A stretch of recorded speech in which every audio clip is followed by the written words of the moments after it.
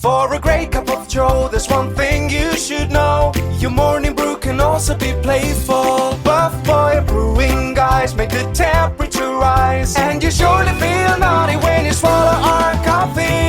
If you want some real heat, give your mouth a fine treat. You will want some more, rest assured. Buff Boy Brewing, you can't get enough of. It's time for The Scribble, your weekly fix of celebrity chats, bizarre stories in the news, and basic random chatter with best-selling author and syndicated radio host Jeremy Bradley. Make sure your seat is in the upright and locked position and your barf bag is securely in place. Here's Jeremy Bradley. Thank you very much, Larson. Jeremy Bradley here. This is The Scribble. Happy Pride Month, everybody. Pride continues. And you know what? Ladies and gentlemen, we are live this week, June 10th. How can I tell you we're live? I can prove that we're live because you know what? Britney Spears got married yesterday and her ex-husband was arrested. There we go. That's how I can prove. How would I have known that weeks ago, right? We are live on this Friday. Happy weekend as well as we head into that. You know, all this month we are showcasing LGBTQ owned and operated businesses. And we're going to be talking booze today. So I'm having a mimosa. Now here's the deal. We do something at my house called Mims Monday. I think I've talked about that on the show. But because we've got a whole new LGBTQ audience tuning in, let me catch everybody up, okay? So something that I did years ago when I first had success as an entrepreneur was I was kind of like, you know what, I want to feel like this rock star treatment, right? I had a bit of an ego, a bit of a cockiness about me. And I think that's okay for an entrepreneur to a point. To a point, right? When you have a success, when you have, you know, if you've overcome an obstacle or you've reached a milestone or something, absolutely, absolutely. And I have always celebrated my successes. And I'm going to talk about that a little bit later in the show, how I've patted myself on the back from day one as an entrepreneur. I'm going to tell you how I've celebrated. But something that I started to do in my house, I don't even know how this all started. But on a Sunday night, one week, I took an ice bucket and a bottle of orange juice and cheap champagne. When I say champagne, it's really just fizzy wine. But a bottle of champagne upstairs to our bedroom. Put that on, you know, like the night table, the side table, whatever. And I said, you know what, Monday morning, because I was the boss, I didn't have to go into the office early. You know, on a Monday, I was rolling in like noon.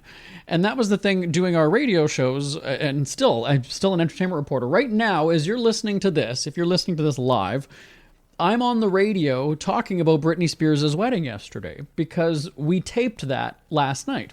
And so, because I was doing this show this morning, so we weren't going to do it. But nevertheless, I thought this is funny because on Mondays, I don't roll out of bed until, 10:30 anyway. And so I said, I'm going to take this ice bucket, the orange juice, champagne, and go upstairs. And Monday morning when we wake up, I'm going to just have a mimosa in bed. And we've been doing this for years now. And what I've found as I'm getting older, I'm turning 40 this summer, is that I can only have about half of one before I've got to run. We don't have a bathroom upstairs. I have to run downstairs to pee so quickly. But I mean, I guess that's one of the things, right? Normally when you wake up, you go to the bathroom. Look at this. We're 3 minutes into the show. I'm already talking about bodily functions. But, you go to the bathroom almost as soon as you wake up. And so for us, it was like, this seemed like a good idea. But now as I'm getting older, I'm going to have about half and then we're going to run downstairs. And then that's when the day officially starts. Now, let me remind everybody that we have 2 new dogs in our house. So when this all started, we had 2 older dogs. They were fine just sleeping the morning away. And that was actually the best. And then one of our dogs, Ernie, ended up being deaf after a while. So it was kind of like we could get up and he wouldn't even notice that we were gone. He was fine just, on the bed. But now we've got younger dogs, puppies. And so the second that we wake up, I mean, it's barking, it's jumping, it's, they're tearing around the house. So we really don't kind of get that. It's funny too because there will be times when, and they hear everything. As soon as you yawn, the dogs are up and running away. So I'll roll over and I'll kind of tap my husband. I'll kind of mouth like, pretend that we're sleeping. Like, are you okay? Let's pretend that we're sleeping, because as soon as you start moving, or it's. But anyway, so yeah, Mims Monday was something that we started in the house. So in honor of that, now I'm 4 minutes into the show, I'm having mimosa because we're going to be talking about alcohol today with 1821 bitters. Now, everybody likes to have a cocktail or 2 or 3 or 4 at Pride Festival. Not everybody, most people do, right? It's kind of the thing. It's become a summer festival. And so we're going to talk about the creation of drinks, because I learned so much working at a restaurant, many, many years ago, and then just doing this research and finding out about this product. Because bitters, I was like, what are bitters? That doesn't sound good. Why would I want bitters in a drink? Like, what does that mean? What is that? Well, we're going to talk about that coming up in just a little bit. One other thing to mention was that in my hometown of Winnipeg, Manitoba, I want your thoughts on this. It's not related to the business, but it is related to Pride. In Manitoba, my hometown, the Premier, Heather Stephenson, spoke at the Pride rally last weekend and then did not march in the parade. She has now been banned from future Pride events. Now, all of a sudden, there's this political fallout. There was miscommunication. It was a scheduling conflict. It was this. It was that. The Premier's staff misunderstood. The Pride people didn't. They were talking with the wrong person. She was triple booked. She had to go here. She had to go there. But the Pride Festival basically accused her of using the lectern or the podium up at the Legislative Building as a photo op, as a political photo op. Now, in the past, you've had some political leaders who were not necessarily wanting to participate. We see that a lot in the United States. But in Canada, the mayors, the premiers, the different elected officials generally do participate. I remember years ago, I think it was Vancouver Pride. You had Justin Trudeau, you had Jagmeet Singh, you had the federal party leaders who don't agree on anything at all. And I remember saving this picture and printing it and showing and emailing it around to everybody. It was in the newspaper. You have all the federal party leaders in Canada. I swear to you, I'm getting goosebumps as I'm saying this. There's a picture of all of them together at Pride. And so to me, as a Canadian, I was just kind of like, you know what? That's a moment. So it makes you wonder, though, when they're all in Ottawa then, and they're mudslinging and taking personal digs and attacking each other and just regular political bullshit, they can actually come together, and maybe it's acting because they know the cameras are there, whatever. But the bottom line is it came across as a genuine moment. And obviously we need that in the world. Nobody's denying that we all need more, love and everything in the world. That's a fact, right? I mean, again, how can I prove we're live? Because that January 6th committee hearing last night with all of the video and testimony, that definitely proves that we need more love in the world. And not to mention all the stuff that's going on in Ukraine. That goes without saying as well. But, this is where Heather Stephenson, the Premier of Manitoba, is kind of getting flack. Now, at first when I heard that she was banned from participating in future Pride events, I honestly had said to myself, that seems like a very diva move and an overreaction from the Pride Committee. You're trying to hurt her politically by doing this, is how I viewed it. And then as I'm kind of reading the story and I saw that there were talks beforehand that this is one of the stipulations, is that if you are speaking, if you're using our platform and our event, you must march in the parade. That was something that I did not know because, of course, the headline grabs you, right? And then you read it. And then I was kind of like, okay, well, if that's what she agreed to and her people agreed to it, well, then, okay, fine. I would say call her out on it. Drag her over the coals, rake her over the coals on this one. Drag her through the mud, humiliate her, embarrass her, whatever. But the ban, I just kind of thought I'm like, well, obviously she didn't care anyway. So, she really only kind of half participated in the first place. An all-out ban really isn't, she has a much bigger platform if she wants to address, So, anyway, tell me your thoughts on this. Banning a political official because they didn't keep their end of the bargain to walk in the parade as well. Send me an email this Friday morning, live@jbonair.com, live@jbonair.com. We're going to take a break. 1821 Bitters is coming up next on The Scribble, presented by buffboybrewing.com. If you want some real heat, give your mouth a fine treat. You will want some more, rest assured. Buff Boy Brewing, you can't get enough of. This statement is has not been evaluated by the Food and Drug Administration. This product is not intended to diagnose, treat, cure, or prevent any disease. No offense, but are you a little fat when you look in the mirror? How would you like to learn the secret to losing 3 to 5 pounds a week without joining the gym or going through any crazy diets? It's called Body Sculpt RX. For the last 2 decades, we've helped countless people lose thousands of pounds. And now, it's your turn. Learn how to lose weight with one simple phone call and no prescription needed. You'll see an amazing difference in a matter of days. Don't believe us? We'll offer you a risk-free money-back guarantee. So, if you're ready to start losing weight, call right now and get a free month supply with your first order of Body Sculpt RX. Call now. You have nothing to lose but the pounds. 800-459-6838. 800-459-6838. 800-459-6838. That's 800-459-6838. Listen up, guys. Are you experiencing any of the following? Fatigue, less drive, poor performance? If so, you may be one of the nearly 30 million men in the U.S. today dealing with ED. But did you know you don't have to pay hundreds for a prescription anymore? And you don't have to deal with the hassle of seeing the doctor or the embarrassment of going to the pharmacy for a certain pill. Now with one free call, you can find out how Herbal Virility Max can help you feel like a man again. For over a decade, Herbal Virility Max has helped guys just like you put a smile back on their face with improved performance and drive. Call today and ask about our buy one, get one free offer. Save the money, save the hassles, and get the better blue pill. Dial 800-578-0179. That's 800-578-0179. 800-578-0179. If there's one thing I associate with pride, it's, being thirsty in more ways than one. But let's talk about the drinking kind for a second, because, I enjoy a stiff one myself. Oh, this is already going off the rails, Kristen, from 1821 Bitters. Help me save this segment, please. Oh, Kristen, happy Pride to you. Thanks for joining me today. Happy Pride. Thank you so much for having me. So I guess my first question, since we're already off the rails, is how long have you been boozing it up? I mean, in business, of course. Well, let's see. 8 years? 8, going on 9, I guess?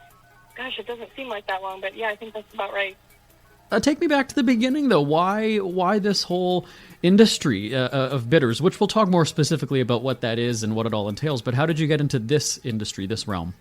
Well, I'm going to shorten the story as much as possible, but my wife actually owned a bar in Athens, Georgia, years and years ago, and she sold it to go to law school. Fast forward several years later, she was diagnosed with a very rare and aggressive cancer, and she was given less than a 15% chance of survival. And so we actually sold everything, left Atlanta, moved to L.A., kind of to live out her bucket list, thinking that she literally only had a year left. And when we found out that that wasn't the case and she was actually going to beat it, obviously we were overjoyed, but also kind of like frantic, like, oh, we just spent all of our money, like in L.A., just not working and kind of, whatever. So she went back to practicing law. We moved back to Atlanta, and it really just wasn't the same for her.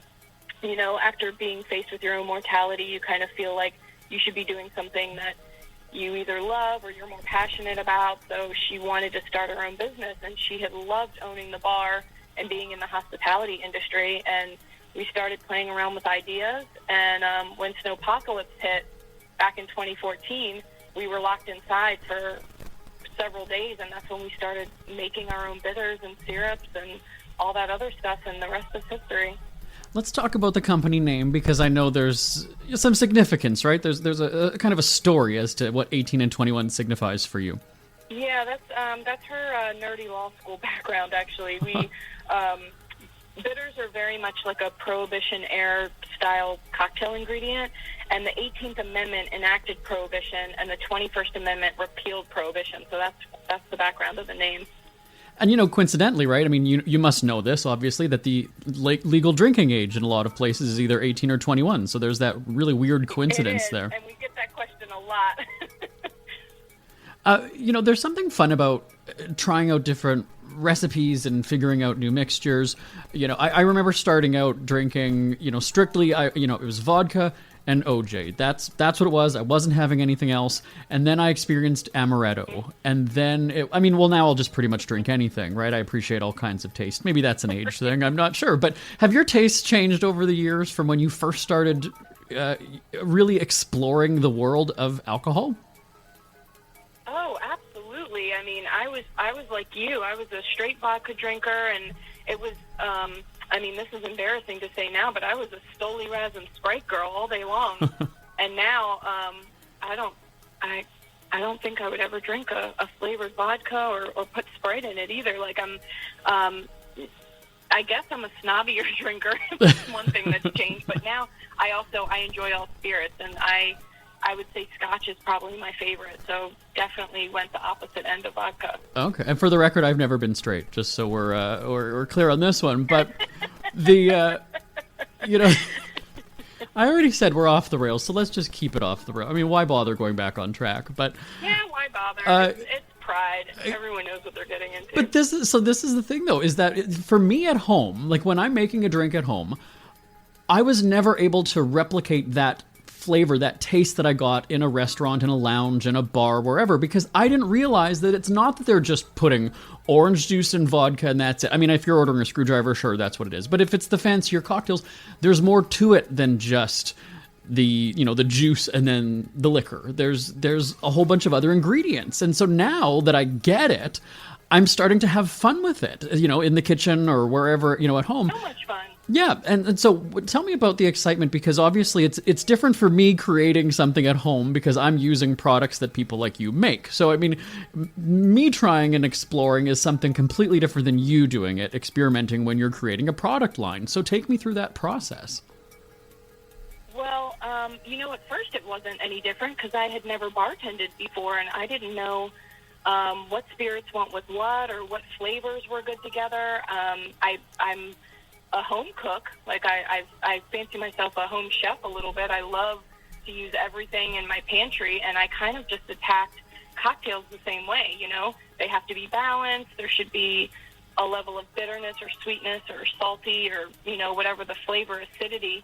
And so for me, I think that was probably the most fun creating these flavors, is I had nothing to go on. I had no previous knowledge of what was supposed to work in a bar. So I think that's why we kind of pride ourselves on some of our more unusual flavors, because we did things that, you wouldn't normally see. We took a culinary approach when we were creating them. And then when we started making cocktails for bars and restaurants, same thing. It was probably exactly what you experience at home. You're like, well, I have this, this, and this. Let's try it together. If it works, great. And if not, well, I'll probably still drink it anyway. I was just going to say, we've all stood at the counter or the bar, wherever. We've all stood there mixing a drink thinking, oh, this is going to taste, a certain way. We already have in our head how it's going to taste. We add the little umbrella. That's just me. But, just because you got to set the whole scene, set the tone. You have the first sip. It's just disgusting. But we drink it anyway because we're not going to waste that booze. I'm not throwing that booze out. Are you kidding? So did you have one sort of flavor combination or one thought that this is going to be just, I'm going to love this, and then thought, what the hell was I thinking? This is not right. Oh, absolutely. Which one? I had way more than one. Oh, okay. When we started making bitters, I probably made 20 or 30 bitters flavors thinking like, oh my gosh, we're going to use fresh basil and eucalyptus, and we're going to make this flavor and that. And, once you start playing with it, bitters are, the base is high proof alcohol. So when you put fresh herbs or any type of spice like that in there, it just does not work. It becomes bitter in the wrong way. It turns black. It's just horrible. We used juniper thinking like, oh, that's something people use in liquor, right? And we turned out, we wound up making 190 proof gin by accident, and it wasn't good at all. So we definitely had a lot of mistakes along the way. So take me through, though, then, the mistakes and the setbacks from a business perspective, because obviously there's a learning curve for any entrepreneur who's just starting in their craft, whether that's an e-commerce store, whether that's a front-facing retail store, whether that's an accountant who's working out of their house. I mean, you've kind of got to chart your own path in a way, depending on what it is that you're doing. Yeah. So, I mean, what did you experience in business along the way?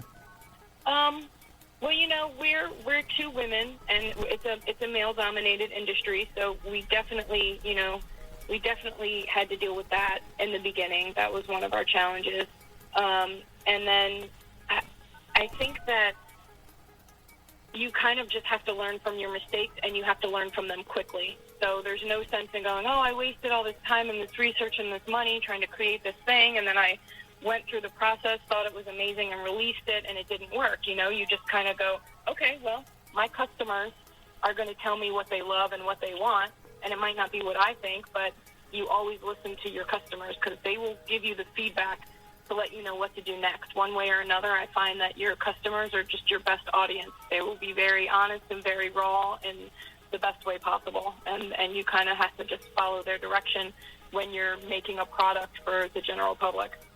Isn't that interesting, though? We hear so many, big corporations that the decisions are made at the top, and, we always kind of laugh and go, these are people who have never even stepped foot in one of our stores or, whatever it might be. They're just making business decisions based on their own personal preference, what they like, what they want to see.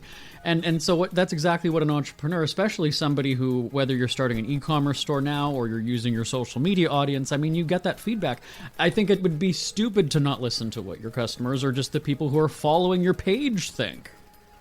Absolutely. They absolutely will tell you, and then there's been products we tried to discontinue, and there's been, oh, no, what are you doing? That's our favorite. Oh, I didn't know. Okay, well, it doesn't sell that much on this side, but I guess people are buying it on this side, because we sell to bars and restaurants through liquor distributors, and then we also have a website, and we had our retail store for several years, and we did our manufacturing there and our cocktail classes, so you really have to listen to your customer and figure out what it is that they want. Absolutely. They're the ones buying it, they're the ones drinking it, so they're your best audience.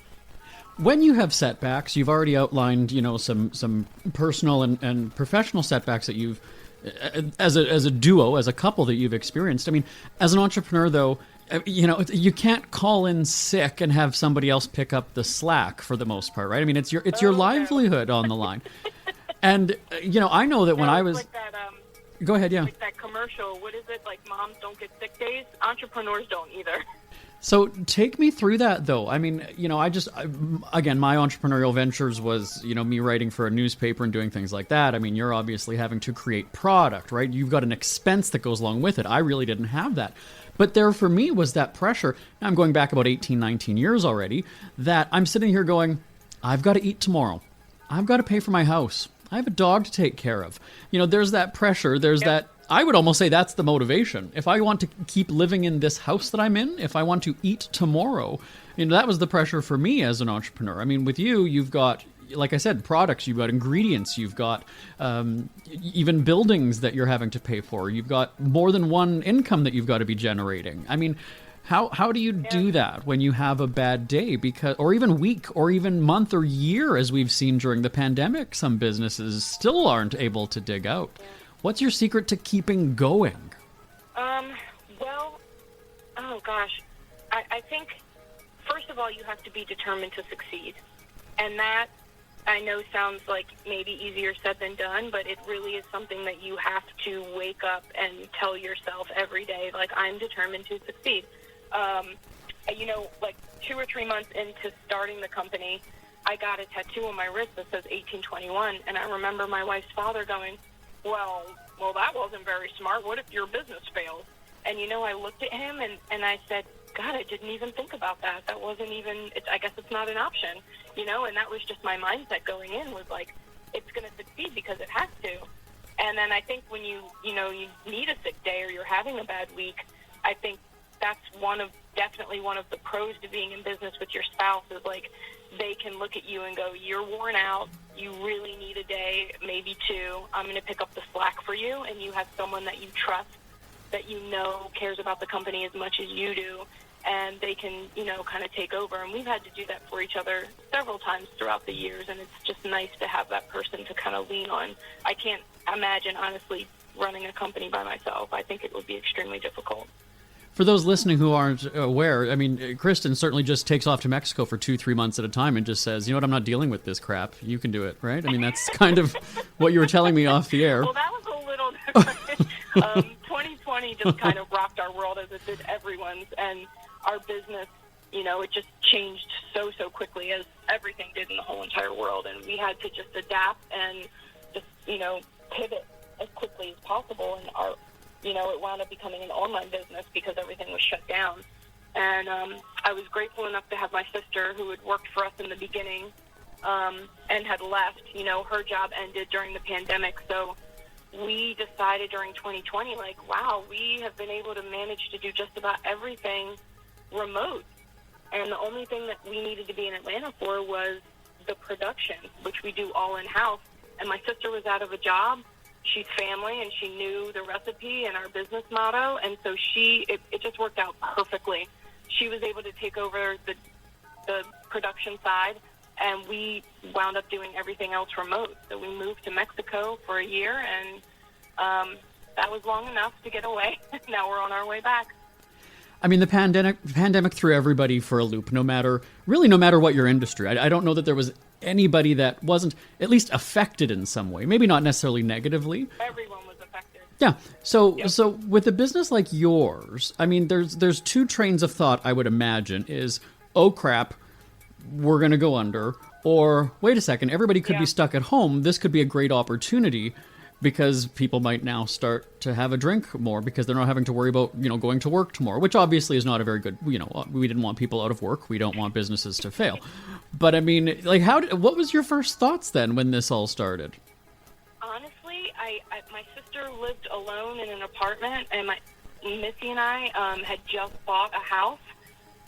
Thank God, because we were in a 900 square foot condo in Old Fourth Ward before that. And I mean, we probably would have killed each other in that small space. And I honestly thought, oh my God, what a cool way for the world to kind of force everyone to slow down for a minute. This sucks, and we don't know what's happening, and there's so much unknown. But for me and Missy working 100 hours a week, it was oh, well, now we're going to work 30 hours a week, and we don't have to go into work every day. So I was I told my sister, you're by yourself, come stay with us. This can't last more than 6 weeks. That's what everyone kind of thought, oh, this will be a few weeks and it'll be over. And it was like a giant slumber party. We had so much fun. And then, at the 6-week mark, we were oh my God, this is not going anywhere. We have to very quickly figure out, what's next. And that's when we just started focusing on our website and our online business. And I think we saw our sales increase 300% online. It was crazy. You're right. Everybody was drinking at home, or, having Zoom happy hours and things like that. So we just took full advantage of that to stay afloat. And it worked for us, but there's the other side of that. There were just supply chain issues and shortages of cans. So you just kind of have to roll with it and figure it out. I think it really gave people, business owners, it gave people a moment of pause, as you said, and I think a great way to reduce your costs. Now, of course, with shipping and supply chain, yes, the cost of products went up. I'm not talking about that. I'm just saying in the way that you're doing business. Maybe you're not having to advertise, buy ads more, because now you've got that time to, hey, well, I'm going to be sitting and playing on my phone at home anyway. Let me interact with our audience so we can engage more. Now it really forced business owners, entrepreneurs to get creative then. And so I think in that respect, it saved a lot of entrepreneurs money. It definitely, there was ups and downs. So we saved money in one place, and then in another place, our costs went through the roof. So I think for us personally, it probably evened out. But, by the time the beginning of 2021 rolled around, it was very clear that we weren't going to be able to sustain having our retail store, which that made me very sad. We loved having that. We were able to interact with our customers in a way that most people that have a product don't get to do, doing tastings and cocktail classes and things like that. So that I really, really miss. But at the time, we had been in that space for 7 years, and we had a really good run, and I appreciate every second that we got to interact with our customers there, and it just was time to close it down. That's another thing, when you're an entrepreneur, sometimes you have to make a hard decision that you don't want to make, but that's best for the company overall. We saw so many people almost get pushed to entrepreneurialism during the shutdowns, right? Whether they lost their job or they even just said, I'm not doing this job anymore. I'm not working for this person. I'm not working for this company. I'm going to be in charge. I'm going to be the boss. Let me ask you this, I guess, in two ways. What makes a good entrepreneur, and what makes you a good entrepreneur? I think a good entrepreneur does their homework before they start a business. You can say, oh, I'm going to do this because there's a need for it, and it's this and that and that. Do your research, talk to other entrepreneurs, talk to other people in that field.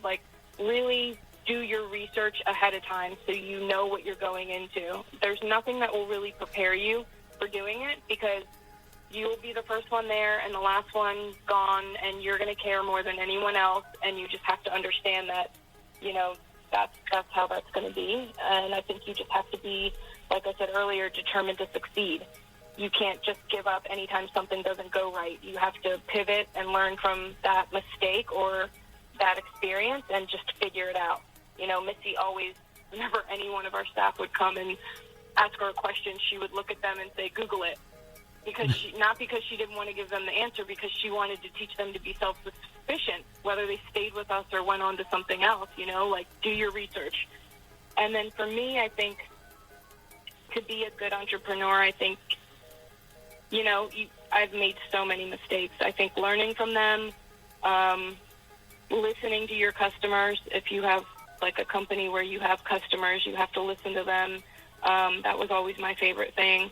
And then, I'm a workaholic, so I think that part came easy for me, but knowing that you're going to have to put in double the amount of time of anyone else, and you're going to work harder than you ever did working for someone else, as long as you can be okay with that you're going to be giving up your free time for quite some time, that'll make a good entrepreneur. Pride is in full swing. I said at the top, everybody, is enjoying some kind of beverage, especially with the summer heat. I have to know, what's your go-to drink this summer? When we're off this call, I might be having one right now, but what are you drinking tonight? What do you do right when you get done work today? What are you having for a drink? I am on a gin and tonic kick, but fancy gin and tonics, like the kind they make in Spain, where it's in a big balloon wine glass and it's full of herbs and spices. So I'm a huge fan of Hendrick's. They have a lot of variations out right now, and I love all of them. Orbium is my favorite, and St. George Gin is another favorite. So I usually take one of the two of those. We just released a yuzu herb tonic, which is super bright and citrusy with back notes of rosemary. So I pour that in a wine glass, and then whatever fresh herbs I have in the refrigerator, I put that in there, a lime slice, and then if I want to get fancy, I'll throw some bitters in there too. Are you throwing the little paper umbrella in there, or that's maybe just a me thing? I don't know. Is that? You know what? If I'm having rum, absolutely, definitely. But out of that glass, usually I do a striped paper straw. Is my favorite garnish. I just think it's so pretty. Oh, yes. Okay. Yeah, we got to be responsible now, everybody, with the paper straws. And we should also be, we should be serious, too. I mean, we're laughing about drinking, but of course we want everybody to have a good time responsibly. Of course, we want to remind everybody to do that. But, I mean, we've teased everybody enough about your creations. I mean, where can people check them out online? So 1821bitters.com is our website. So there, and then we also have distributors in 29 states in the U.S. and 6 countries. So if you're in a state where we have a distributor, you should be able to find it at your local liquor store. Well, we'll be sure to check it out. And everybody, I'm going to challenge you. At least have one of their products in your Pride beverage this summer. Kristen from 1821 Bitters. I guess cheers, as they say. Cheers. Well, thanks for joining us today. It was great chatting with you. When you're in the liquor business, you have to know how to say cheers in a lot of languages. Oh, great chatting with you. Thanks for joining us today. Well, thank you so much for having me. Buff Boy Brewing, you can't get enough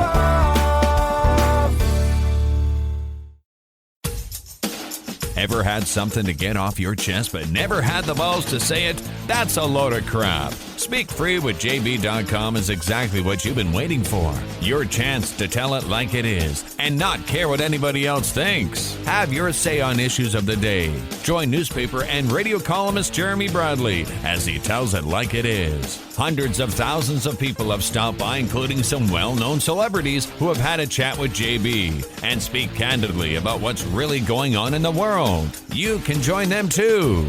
Have a rant or a rave. Be brave and head on over to www.speakfreewithjb.com now.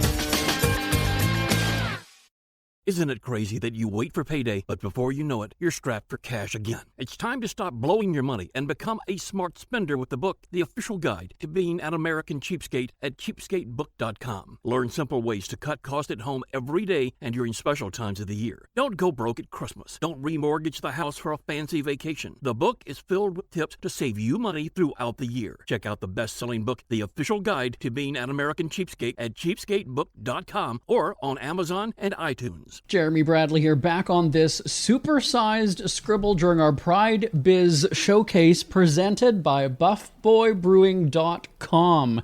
If you need your daily or hourly fix of fresh flavored coffee, check out Buff Boy Brewing Company for unique blends from around the world, international tastes with the finest roasts at buffboybrewing.com.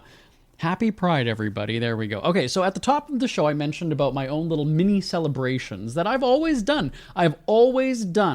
Since I started out as an entrepreneur in my parents' basement. And here's why. I was on my own, okay? When I was living at home, it was my parents upstairs. I was in the basement. I was, 20-something years old. My older brothers had already moved out. And I kind of had like a little mini office set up. From the time that I was even a teenager, I had my own phone line when I was, I was about, 15 or 16 years old. And then, how many 18-year-olds do you know that go out and buy their own fax machine? First of all, maybe I should explain what a fax machine is to our younger listeners. But I did. I had an office setup. I had my own desk. I had a fax machine. I had bought a computer. I had done all this stuff because I've worked since I was 13 years old. And so I'd saved money. I was a very grown-up kind of a kid. And when I was in high school, I was doing job placements with the Winnipeg Police Service and the CBC, which is Canada's public broadcaster. So I was actually out of school more than I was in school.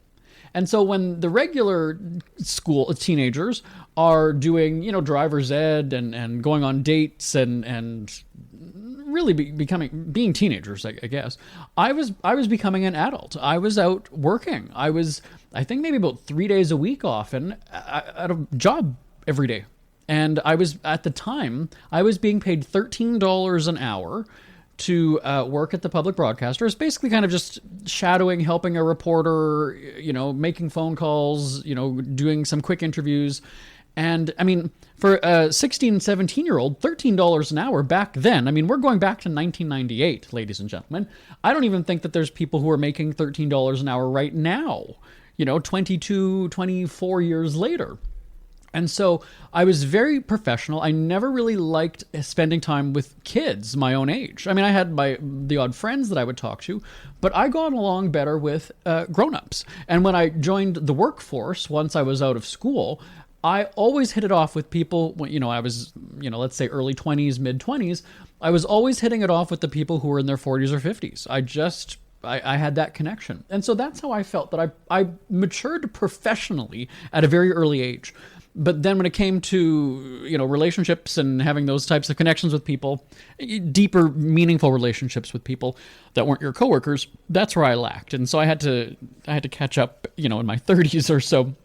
And so when I was in my parents' basement, I knew that I'd wanted to be a writer because that's what I was doing for so many years. And something that I was saying just earlier about when you start your own business, it's completely different when you're having to buy product, pay rent for a building, pay staff. I was going to be writing, so there was really no expense that I had aside from, the internet bill I didn't even pay because it was my parents' house. So it was really just my time investment. I didn't have to put a whole bunch of money in. And so what I did was I would stay up all hours of the night. And this is, again, long before the days of social media and anything like that.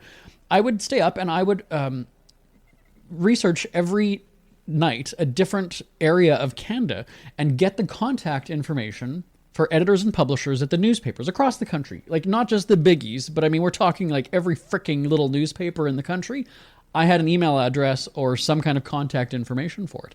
And I just typed in, British Columbia newspapers, Alberta newspapers, and I would go through. There was one or two different kind of directories, and it gave you everything. It gave you the Punjabi ones. It gave you the Air Force ones. It gave you the, Italian ones, the French ones. I mean, it was just, some of them weren't relevant, of course. And you had to filter through that. And so I created my own little database of almost, I think it was about 600 and some newspaper editors, publishers, reporters, whoever it was. And I gathered that all up, and every week I would write a commentary, and then I would just send it out. I would do a blind copy to like 600 and some people and send out my commentary. Now, sometimes people took it as a letter to the editor. Now, again, to our younger listeners here, a newspaper would have a section where people can write in and comment on what's been in the paper. And so I would then fire back when I got word of that and be like, no, this is paid content. I'm an opinion columnist. You got to pay me if you want to use my things. And wouldn't you know it, it ended up that I landed a regular, weekly column in a few different papers, 2 in Alberta and 1 in Manitoba in my home province. So now I was kind of like, all right, here we go. And I was charging them $15 a column. And so what that meant was I was basically making $45 a week. Think about that, right? Now I just said how much I was making, $13 an hour, right? But as an entrepreneur, though, that $45 a week was a success for me. That was progress, right? There was really no expense except staying up late all hours of the night. And there you go. I'm making money now. It's not retirement money, but I'm still making money. And so that was motivation. Okay, great. 3 of these newspapers liked it. And I had one newspaper where the woman wrote back and she said something to the effect of, maybe you should consider a different line of work. And I remember reading that, and I remember even my face getting red, my heart racing, going, oh my God, this bitch, like, do I reply to this? Do I tell her off? And I never ever did. But there was a part of, that was still for some reason was motivation to me. And I wish I had, I'm sure I still have the email somewhere on my computer, because I do have all of my like old hard drives and everything from back in the day, even my old Outlook Express or Outlook that I had. And so that was my motivation to me was, I'm going to make this. I'm going to make it. I'm going to make it. I'm going to make it. And when I did my first Hollywood red carpet, I decided to look up that newspaper. And wouldn't you, this family-run operation, it was in how many generations of the family, was no more. And to me, now again, I'm not saying that, haha, they failed, they're out of business, they're broke, they're penniless, they're homeless. That's not what I'm saying. But to me, it was kind of this victory lap going, wait a second, you as an entrepreneur were running this business, and where is it now? Now, admittedly, maybe it did go out of business, maybe she sold it, maybe they changed the name and there's a different website altogether. But when I tried to look up the website again and it was gone, I took that as, hey, you know what, you failed and I'm still doing this. And you had somebody else's business that was handed to you, a family-run business that you didn't have to build on your own. I was going to Hollywood to cover a red carpet event. That was something that I had built on my own. Nobody got me there except me. And so when I started to write my columns, I then began posting them. I created a website, which we still have online 20-some years later, called speakfreewithjb.com. I think there's a commercial on this show for it. That every week, and I'm 800 and something columns in at this point, because I still write for the newspaper every Monday. I've been in the newspaper in Emerson, Manitoba for almost 19 years now, and I would always post my column to this website. And I take credit for the comments section, because that's what the whole concept of speakfreewithjb.com was I would have my opinion, I would post it, and there was a web form generated on Microsoft Publisher back in the day to give your opinion and tell me if you agreed with me, if you disagreed, what do you think? And this was before the websites of, newspapers, TV news, whatever, were doing it. I created this, because the news back then was really kind of just the facts and that was it. Aside from letters to the editor, you didn't have people chiming in and giving opinion, not the public anyway. It just was sort of that one-sided dialogue, one sort of information source, and that was it. There was no room for discussion because it was the news. You don't have common folk commenting on the news, except for that one designated page in the newspaper. So I would post every week, and then on the 1-year anniversary of my speakfreewithjb.com website, I ended up, because I worked at Party City a couple years before that, I had all these decorations that I inherited. I had a happy birthday yard sign that I just kind of put on my desk. I had some random colors of streamers. I had just random decorations that I kind of put all over the desk. I still have the picture, by the way. My happy birthday display for my 1-year anniversary of the Speak for JB website. And there was a cheap wine that I had, and some fizzy wine.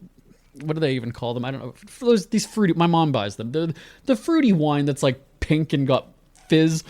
And so, because that's what my mom drank at the time, I had one of those and I put that in the picture. And every year without fail, I've had a bit of a celebration for myself. That day that it launched, April 8th, every year, because I've got money, I will get a cake and have better champagne, and I will do photo ops with my staff. And it ends up being something for me. And so, we talked earlier about how you kind of keep going when you have a setback and have motivation. So for me, I was setting that motivation right from the very beginning. I was celebrating my successes. Now I'm going to say quote unquote successes, because really, what was the success at that point? My website had lasted a year. Okay, was I generating a shit ton of money from it? No, I wasn't. But the bottom line was I'd kept it going. Now, this is one of those situations where, again, if you're starting a company where you've got product and you're having to invest a whole bunch of money, no, when do you throw in the towel? That's kind of always the big question. When I've had the cast of Shark Tank on the radio with me, that's also something that I ask them. When do you know is the right time to throw in the towel? When do you go and say, hey, I've already got 3 mortgages on my house. Should I kind of give up this business already because it's just not working, right? You kind of have to ask yourself that. So for me, it's not like I was investing a whole bunch of money and putting everything that I had, because I really didn't have much.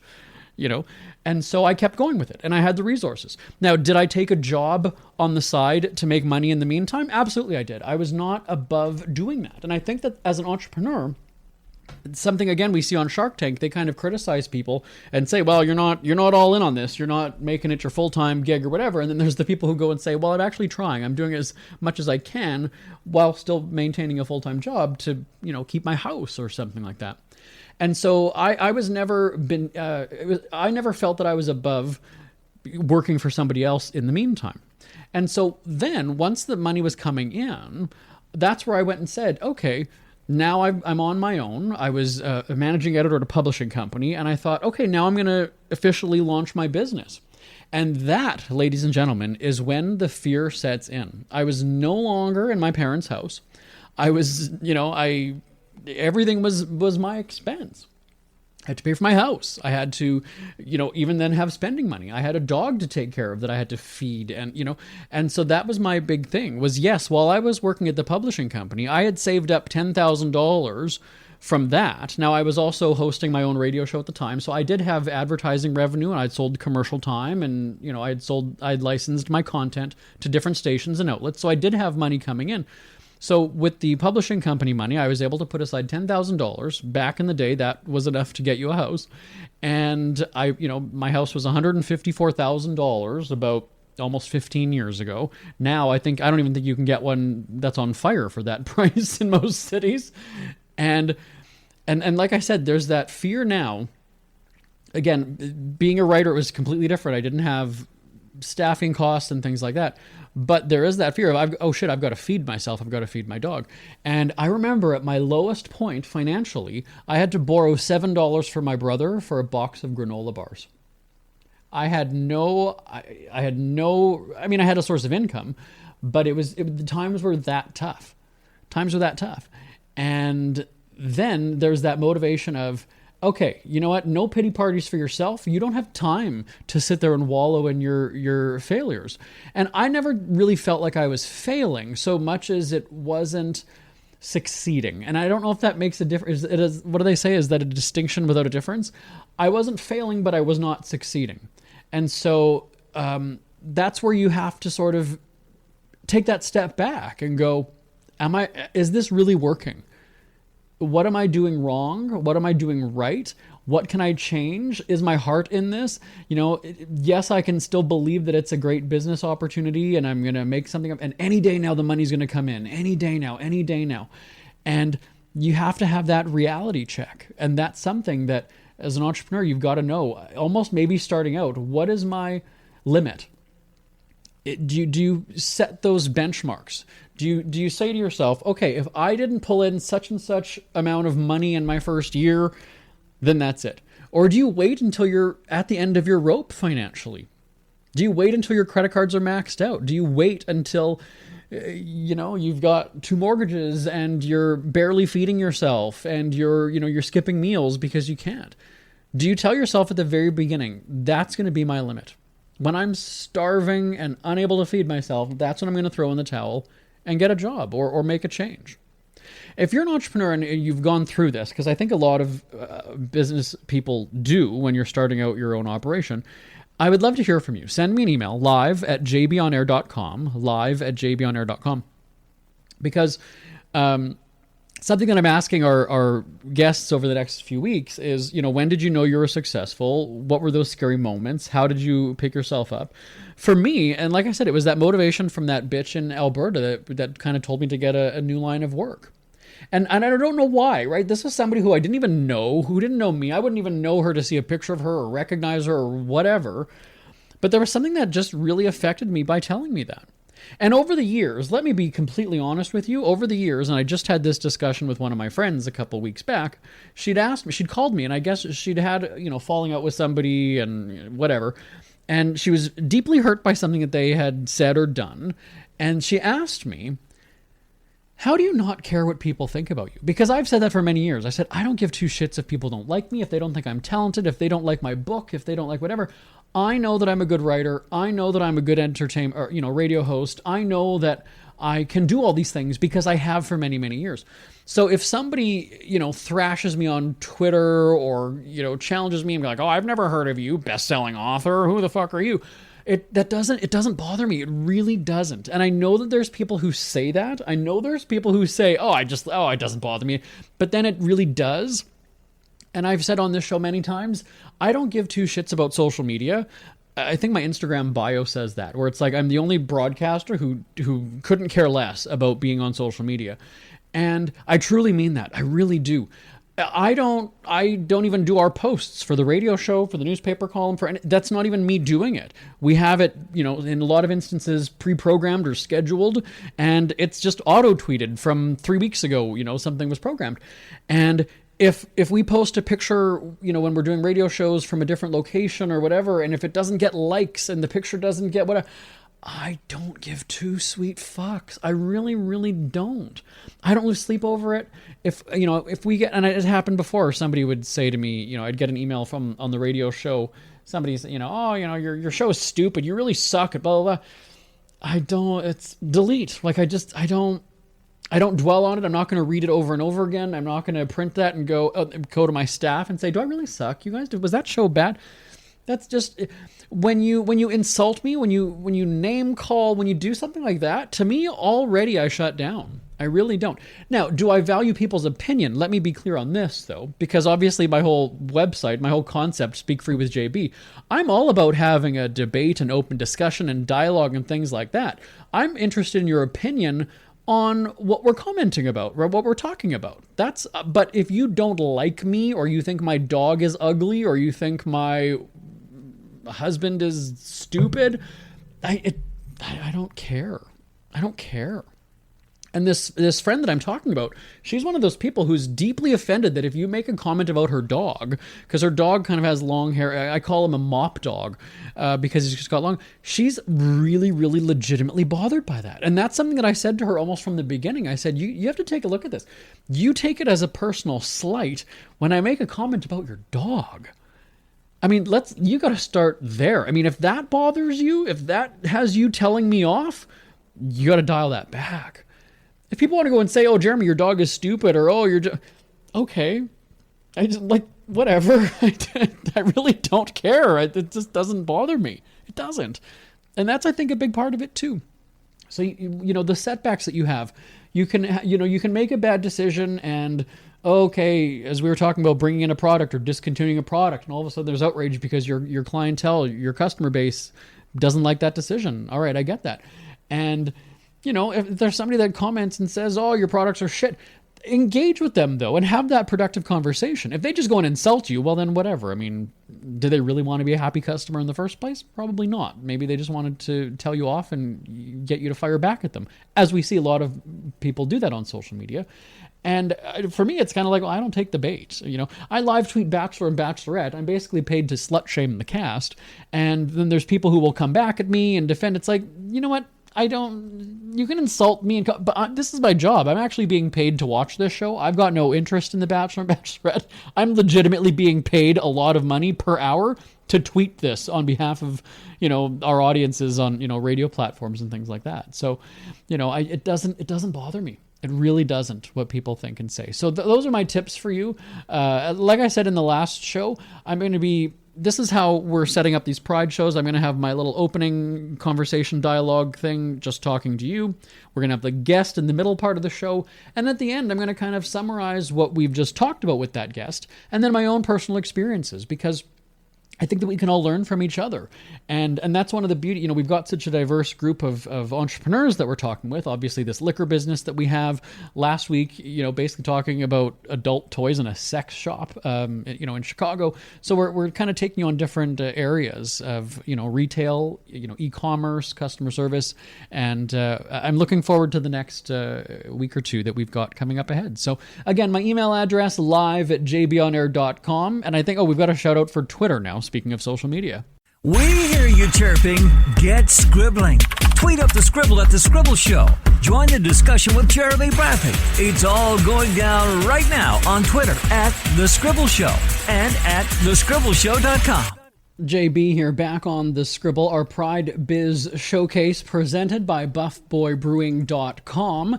And I guess I'm kind of liking the live aspect of the show this week, because earlier I talked about the Premier of Manitoba, Heather Stephenson, basically getting the boot, being banned from future Pride events because she didn't march in the parade. She spoke at the podium. She gave a big speech at the Pride Festival last weekend in Winnipeg, but then all of a sudden bailed and took off and didn't walk, which was apparently the agreement that the Pride president set forth. And so just in reading some of your emails, again, you can email me live@jbonair.com. It sounds like a lot of you are, it's a half and half audience, basically, is that you've got people go and say, yes, she's a political figure, she's a politician, she's going to use the platform to say, yes, I'm with you, I'm with you, I'm with you, but then she's not going to literally walk the walk, obviously being in the parade then, right? And then you've got other people who are saying, wait a second, the Pride event should be just about the community celebrating itself. It shouldn't, you know what, let her be there as a person, not as a politician. Let her just walk on her own volition, not make a statement, just be there. That would go a lot further than being there in her official capacity as a politician, the premier of the province. I like that. I get that. I get it. Just show up there. And that's where people, then word would get around, because you know how the gays are. Word would get around.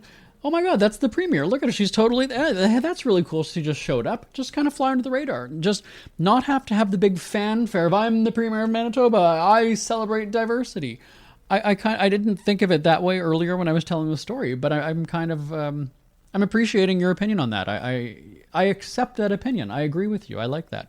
But anyway, send me an email, live@jbonair.com. And then there's also, one more thing is that people are saying the Pride event should not be political whatsoever. And then the other side is saying it's absolutely political. The whole point of Pride is to go and say, look, politicians and society, we're equal. We're all the same. Love is love. You know all those phrases and lines that we hear during Pride events. So there's the two sides when it comes to the politics of it. Keep politics out of it. Don't invite the politicians. Let this just be a celebration of the people who want to be there. Now, if that person happens to be a politician and they show up on their own with their family, great. But if they're doing it because, I've got it in my calendar for work that I'm going to be at the Pride Parade, then I don't know if I like that. I don't know if I do. Because it's expected of you. It's right. I mean, it's no different than when Caitlyn Jenner all of a sudden announces the whole transition thing, and all of a sudden I've got all these people coming to me wanting my opinion on Caitlyn Jenner, and I kind of looked at that as like, well, who cares what my opinion? I'm not transgender. Why? What does my opinion matter?